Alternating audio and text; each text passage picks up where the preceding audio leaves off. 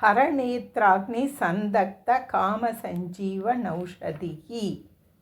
பரமசிவனுடைய நெற்றிக்கண்ணின் அக்னியால் எரிக்கப்பட்ட மன்மதனுக்கு சஞ்சீவனம் என்ற ஓஷதி மாதிரி இருந்தவள், மன்மதனை உயிர் பெறும்படி செய்தவள்.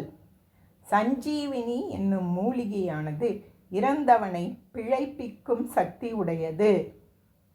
பண்டாசுரவதம் ஆன பிறகு பிரம்மாதிகளால் பிரார்த்திக்கப்பட்டதன் பேரில் அம்பாள் மன்மதனை உயிர் பெறும்படி செய்தாள்.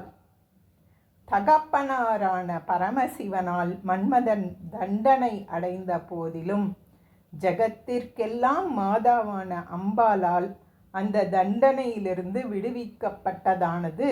தகப்பனாரால் அதட்டப்பட்ட குழந்தையானது தாயாரால் சமாதானப்படுத்தப்படுகின்ற உலக வாழ்க்கையை குறிப்பிடுகின்றது. ஈஸ்வரன் கோபம் கொண்டாலும் அதிலிருந்து குரு காப்பாற்றுவார் என்று சொல்வதுண்டு. அம்பாளுக்கு குருமூர்த்தி என்று நாமம் உண்டு. அப்படி குருவின் மூர்த்தியான அம்பாள் ஈஸ்வரனுடைய கோபத்திற்கு பாத்திரமான மன்மதனை காப்பாற்றியது இந்த நாமத்தில் சொல்லப்பட்டிருக்கிறது. ஆத்மஸ்வரூபத்தை அபகரணம் பண்ணுவது ஹர, அதற்கு நேதா வழி காண்பிப்பது, அதாவது மூல அஞ்ஞானம். அது அக்னி போல் எங்கும் சூழ்ந்து கொண்டிருப்பதால் ஹர நேத்ராக்னி என்று ஏற்படுகின்றது.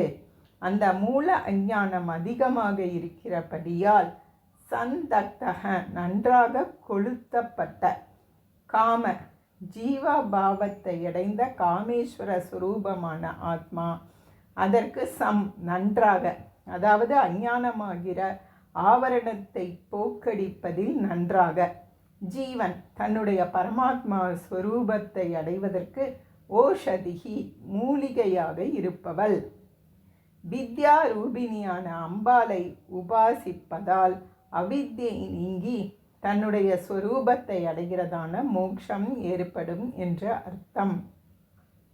மன்மதன் ஆதியில் தேகத்துடனும் பின்னால் பரமசிவனால் எரிக்கப்பட்ட போது தேகம் இல்லாமலும் இருந்து கொண்டு இருப்பதில் இன்னொரு விசேஷம் தெரிகிறது.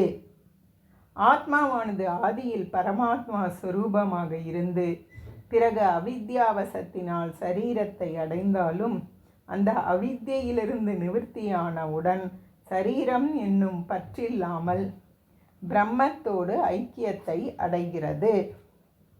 ஓம் தத்சத்.